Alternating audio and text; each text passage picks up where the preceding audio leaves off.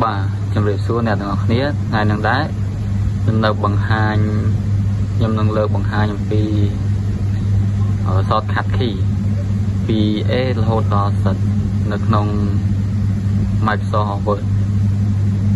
Microsoft Word đó chẳng chấp đam từ vốn cứ Control E nó chưa rơi tặng ọt chẳng là phê đại dương prao vía trên lơ control này chóp bột cho mùi nâng so ế chẳng viên nâng select all lơ atomot rồi có ai cả xa đại dương bán prao prao thằng nàyต่อมา control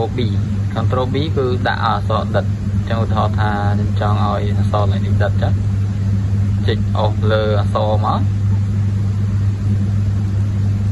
យើងចុចអុសលើអក្សរហើយយើងចុចលើ control បូកជាមួយនឹងអក្សរ B មកចឹងនឹងអក្សរនោះវាឡើងដិតហើយ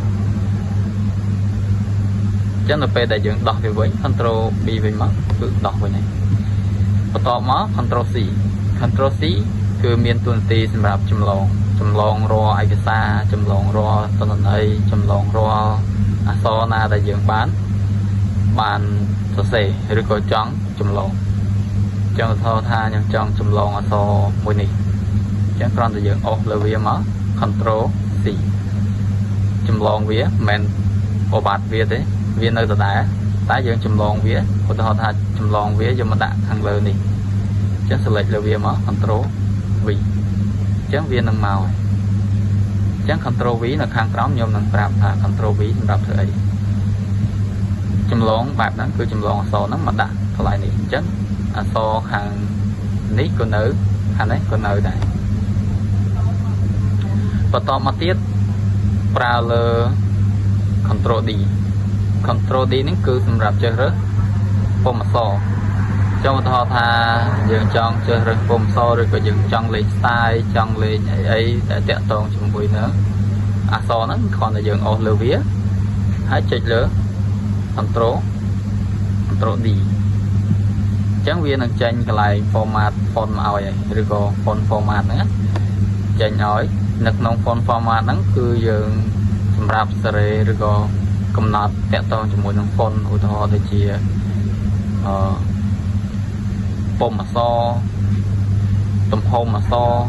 រឬក៏កន្លែងដាក់ស្វ័យគុណសន្ទុះអីគឺវានៅកន្លែងហ្នឹងឯងបាទអញ្ចឹងនៅក្នុង control E គឺមានតួនាទីសម្រាប់តម្រឹមអត្ថបទឬក៏តម្រឹមអក្សរឲ្យវានៅកណ្ដាលអញ្ចឹងនៅពេលដែលយើងចុចលើ control E គឺវាតម្រឹមកណ្ដាលពេលដែលយើងចុចមកវិញគឺវានឹងទៅរំខាងឆ្វេងវិញបន្ទាប់មកគឺ control F មានតួនាទីសម្រាប់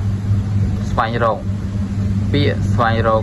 clear ដែលជាក់លាក់ណាមួយដែលនៅក្នុងអត្ថបទរបស់យើងអញ្ចឹងគ្រាន់តែយើងចុចលើ control F មកយើងអាចស្វែងរក clear ឬក៏ពាក្យណាដែលដូចគ្នាឬក៏ពាក្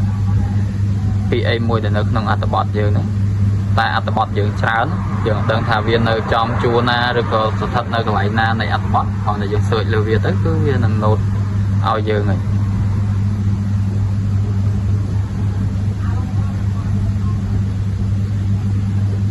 ដល់ជា control អីចឹងសេអក្សរ C មកគឺវានឹងស្វែងរកឲ្យយើងហើយដូចជា control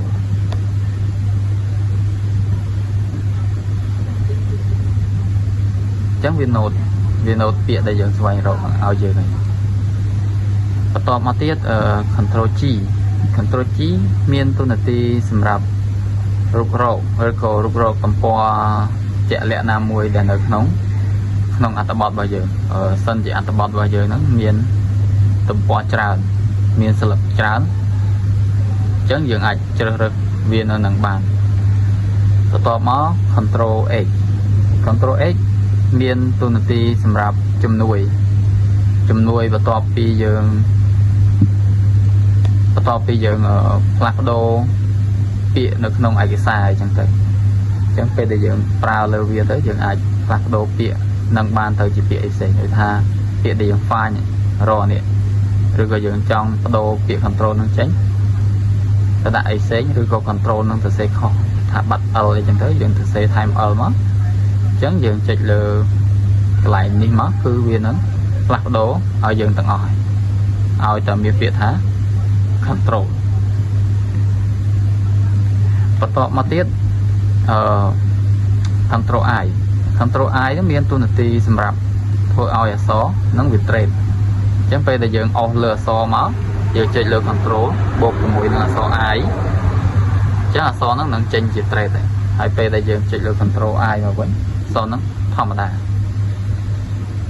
ចំណែកឯខាងក្រោម control J តម្រឹមស្មើសងខាងតម្រឹមស្មើសងខាងនៅពេលដែលយើងចុចលើវាគឺវាចេញកន្លែងតម្រឹមនេះនៅលើ paragraph នៅក្នុង Microsoft Word អញ្ចឹងពេលដែលយើងចុចលើ control J អញ្ចឹងវានឹងលោកកន្លែងតម្រឹមស្មើមកឲ្យយើងហើយចុចលើ control J វិញគឺត្រឡប់មកធាតុដើមវិញបាទ control J យើងមិញហើយយើងចូលមក control K គឺបញ្ចូលដំណរ link ឬក៏ហៅថា hyperlink ចឹងទៅពេលដែលយើងប្រើវា control បូក J មកគឺវានឹងចេញកន្លែងនឹងមកឲ្យយើងហើយតបមកយើង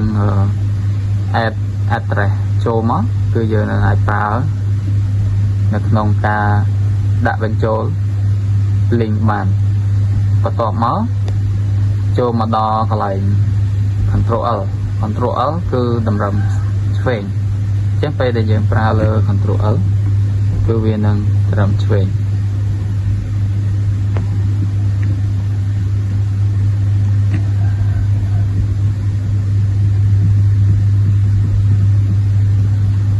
នៅក្នុងនេះគេដាក់នេះ control L តម្រឹមឆ្វេងសារតែនៅក្នុងនេះខ្ញុំបានសរសេរវានៅឆ្វេងអញ្ចឹងទៅវាងផ្អើលហ្នឹងមិញចុចទៅចេញតម្រឹមស្ដាមតម្រឹមស្មើនេះពេលដែលចុចលើ L តម្រឹមឆ្វេងដោយសារតែខ្ញុំនៅកន្លែងតម្រឹមឆ្វេងនោះស្រាប់ពេលដែលប្រើទៅគឺវាអត់មានដំណើរការទេបន្ទាប់មក control M អញ្ចឹងក្នុង control M ហ្នឹងគឺដាក់បន្ទាត់កថាខណ្ឌ control M ដាក់បន្ទាត់កថាខណ្ឌ control M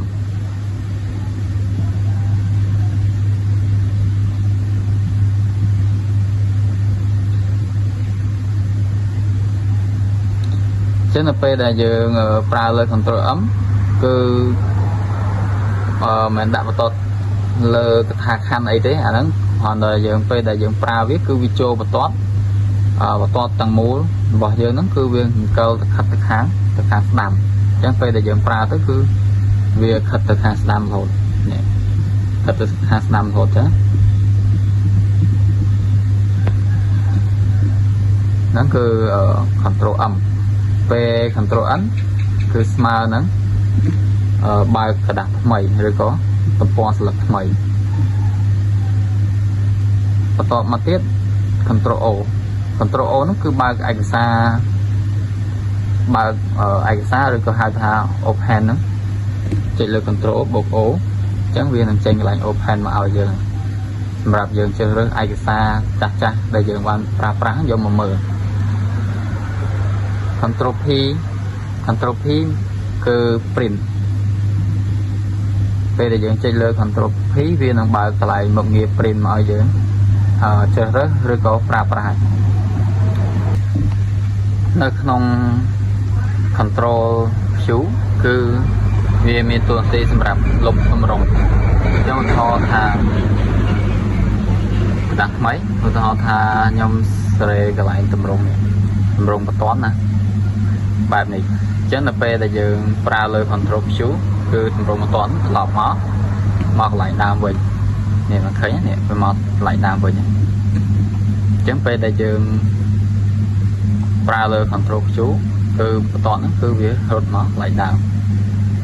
បន្ទាប់មកទៀតចូលមកដល់control R អញ្ចឹង control R នេះមានតួនាទីសម្រាប់តម្រឹមខាងស្ដាំ control R មកវិញ control F control S មានតួនាទី save ចឹងនៅក្នុង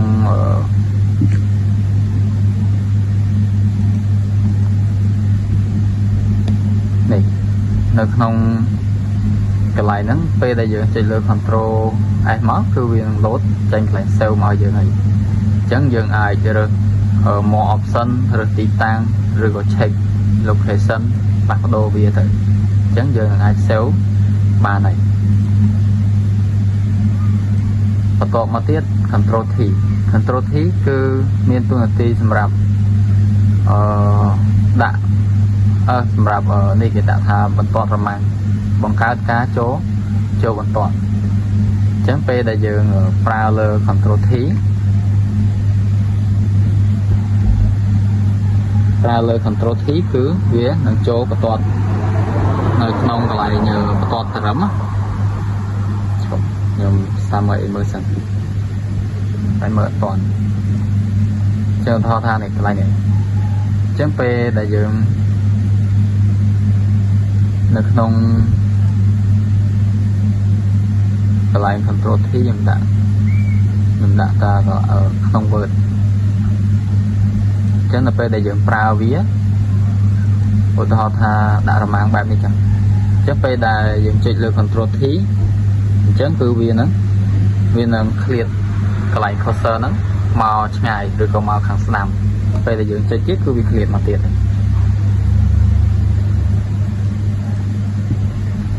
បន្ទាប់មក control U control U នេះមានតួនាទីសម្រាប់ដាក់បន្ទាត់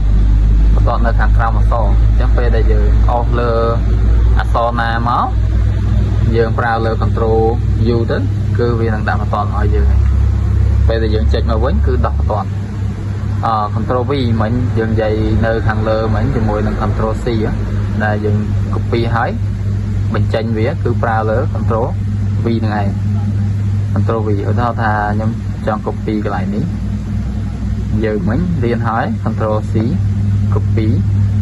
តមក control V ហ្នឹងគឺបិទជាប់ឬក៏ហៅថាចម្លងថាអង់គ្លេសចឹង control V មកវានឹងចេញមកឲ្យបន្ទាប់មក control W control W ពេលដែលយើងចុចមកគឺវានឹងបិទកម្មវិធីនៅក្នុងWindows ឬក៏ក្នុងកម្មវិធីបន្ទាប់មក control X ហ្នឹងគឺកាត់មានតួនាទីកាត់បន្តថាកាត់អានេះពេលដែលយើងចុចលើ control X មកគឺកាត់បាត់យកមកផាសវិញឬចង់ឲ្យវាចេញវិញ control C control Y គឺឲ្យវាបាត់ទៅឬក៏សម្រាប់ឲ្យព័ត៌មានដែលបាត់ហ្នឹងទៅវិញអញ្ចឹងខ្ញុំភ្ជាប់អាពីរហ្នឹងចូលគ្នាមកទៅជាមួយនឹង control Z ឲ្យវាត្រឡប់ឯកសារឧទាហរណ៍ថាខ្ញុំលុបបិទហ្នឹងចា៎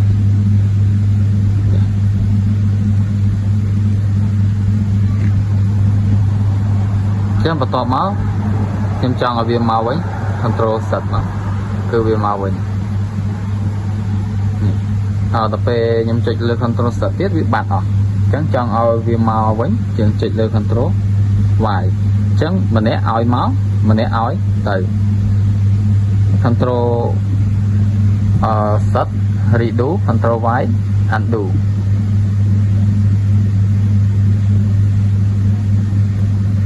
ចឹងនៅក្នុងcontrol Y undo control Y មិន undo ទេ control Y redo control Z បាន undo ចឹងមួយត្រឡប់ទៅមួយត្រឡប់មកនៅក្នុងនេះចឹងនៅក្នុង shortcut key ពី A រហូតដល់ Z ហ្នឹងគឺមានតែប៉ុណ្្នឹងទេមានកន្លែងខ្លះសង្ឃឹមមានកន្លែងខ្លះប្រកបជាអ្នកទាំងអស់គ្នារៀងពិបាកយល់ទេប៉ុន្តែអ្នកទាំងអស់គ្នា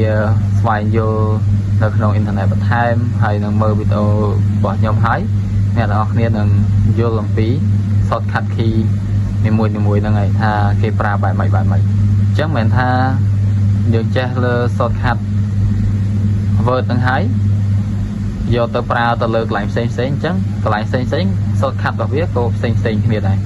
វាត្រូវខ្លះខុសខ្លះដូចជា shortcut នេះប្រើលើជាមួយនឹង Photoshop ដូចជា Control Q អីហ្នឹងទៅវាសម្រាប់បិទតែដល់ពេលនៅលើ Word វាទៅជាលុបតម្រងអីចឹងទៅអញ្ចឹងវាមាន tool